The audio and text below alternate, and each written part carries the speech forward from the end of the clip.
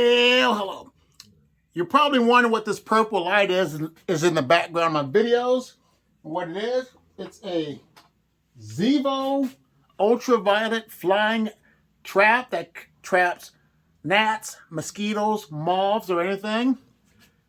And what it does, it has a sticky side to it where the insects get stuck to it and then they die. You should check this every 15 days and it's easy to replace.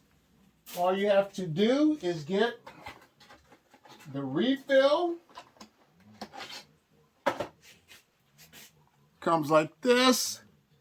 Just remove the tape, the backing.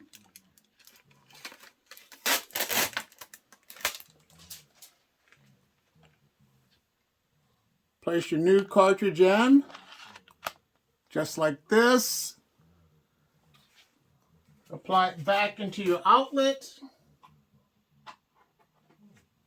And the light will attract other pests to come back over there so you can help eliminate your fruit flies and other flying insects that are in your house.